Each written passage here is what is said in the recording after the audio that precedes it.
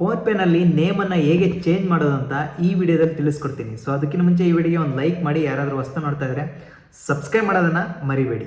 ನಿಮ್ಮ ಫೋನಲ್ಲಿ just PhonePe ಮೇಲೆ ಕ್ಲಿಕ್ ಮಾಡಿ. ಈ ರೀತಿಯಾಗಿ ಓಪನ್ ಆಗುತ್ತೆ. ನಿಮಗೆ ಕಾಣ್ತಾ ಇರ್ಬೋದು ಇಲ್ಲಿ ನೇಮನ್ನು ಹೇಗೆ ಚೇಂಜ್ ಮಾಡೋದು ಅಂತಂದರೆ ಜಸ್ಟ್ ನಿಮಗೆ ಕಾಣ್ತಾ ಇರ್ಬೋದು ನಿಮ್ಮ ಫೋನ್ಪೇ ಪ್ರೊಫೈಲ್ ಇದೆಯಲ್ಲ ಅದ್ರ ಮೇಲೆ ಕ್ಲಿಕ್ ಮಾಡಿ.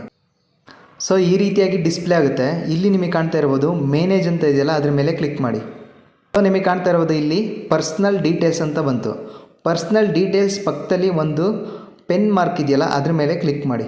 ಇಲ್ಲಿ ನಿಮ್ಮ ಜಿಮೇಲ್ ಆ್ಯಂಡ್ ನೇಮ್ ಇಲ್ಲಿ ಡಿಸ್ಪ್ಲೇ ಆಗಿದೆ. ಈಗ ನೀವು ಅದನ್ನು ಎಡಿಟ್ ಮಾಡಬೇಕು ಅಂತಂದರೆ ಜಸ್ಟ್ ನಿಮಗೆ ಕಾಣ್ತಾ ಇರ್ಬೋದು ನೇಮನ್ನು ಚೇಂಜ್ ಮಾಡೋದಾದರೆ ಎಡಿಟ್ ಡೀಟೇಲ್ಸ್ ಅಂತ ಇದೆಯಲ್ಲ ಕೆಳಗಡೆ ಅದ್ರ ಮೇಲೆ ಕ್ಲಿಕ್ ಮಾಡಿ.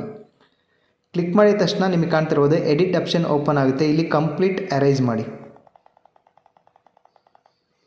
ಎರೇಸ್ ಮಾಡಿದ ನಂತರ ನಿಮ್ಮ ನೇಮನ್ನು ಇಲ್ಲಿ ಟೈಪ್ ಮಾಡಿ, ಅಥವಾ ನಿಮ್ಮ ನೇಮನ್ನು ಸೇವ್ ಮಾಡಬೇಕಂದ್ರೆ ಜಸ್ಟ್ ನಿಮ್ಮ ನೇಮನ್ನು ಟೈಪ್ ಮಾಡಿ.